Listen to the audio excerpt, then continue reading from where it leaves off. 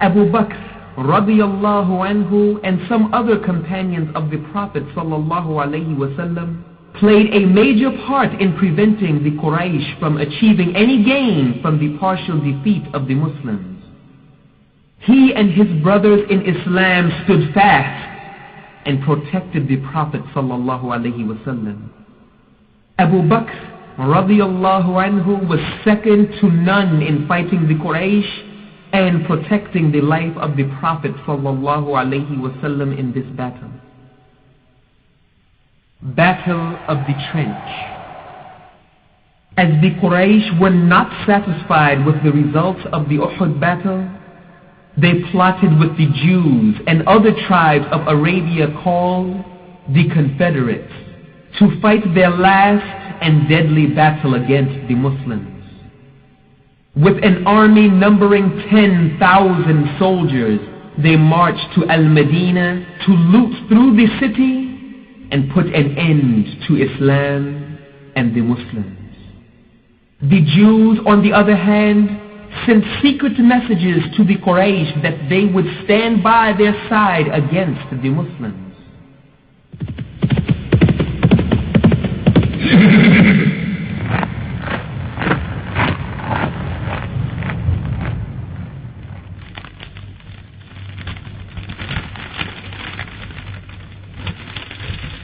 You and I have a common enemy. I see no reason why we can't work together. Let Muhammad think that we are with him, and when he least expects it, I'll drive my blade into his back. The next move is then yours.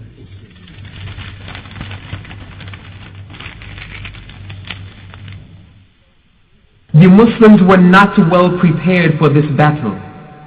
They were well aware that if the Quraysh army were allowed to occupy the town of Al-Medina, they would destroy the whole message of Islam. The Prophet sallallahu alaihi wasallam, Abu Bakr radiyallahu anhu, and other companions discussed the best way to stop the attack. Finally, a companion named Salman al-Farisi radiyallahu anhu, originally from Persia, proposed to dig a trench around weak points of Al-Medina to deter the attackers. The last attempt by the Quraysh to kill Islam in its cradle was successfully failed by this military trick which the Quraysh and Arabs had not seen before. The Hudaybiyah peace agreement. After the trench battle, the Prophet sallallahu alaihi wasallam, Abu Bakr radiyallahu anhu, and other companions wished to visit Mecca. 1,400 Muslims, barely armed, marched to Mecca. They were stopped by the Quraysh at a place called Hudaybiyah, close to Mecca. Finally, a peace agreement was held between the Muslims and the Quraysh, stating that the Muslims should go back that year and come back next year for 3 days only.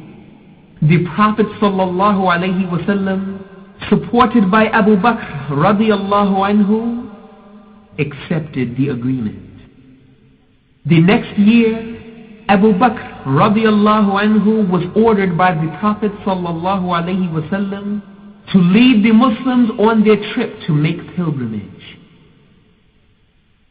Conquest of Mecca. The Quraysh did not keep its word according to the Hudaybiyah peace agreement. They attacked a tribe that held alliance with the Muslims and killed some of them. The Prophet sallallahu alaihi wasallam and his companions were now released from the obligations of the agreement. The Prophet sallallahu alaihi wasallam, as promised by Allah, marched to Mecca at the head of an army of 10,000 soldiers. The Prophet sallallahu alaihi wasallam announced that the people of Mecca would be safe and secure if they did not challenge the advancing army. Anyone who kept inside his house or resorted to the Kaaba would not be taken as a foe. The Prophet sallallahu alaihi wasallam, Abu Bakr radiyallahu anhu, and the Muslims conquered Mecca peacefully. O people of Mecca, it's time for you to know your fate. The Prophet informed you that no blood will be spilled this day. Go, O people of Mecca, you are free! Free! What? Free?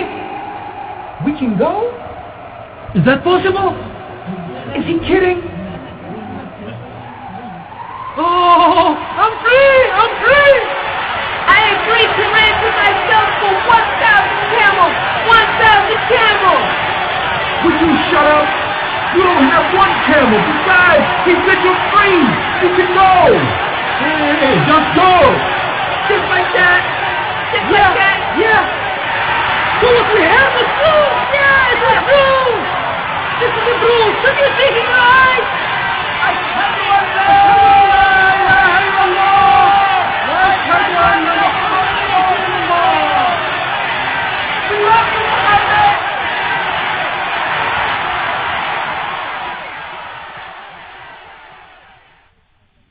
There, the Prophet sallallahu alaihi wasallam declared clearly and loudly that all past enemies are free and none should harm them.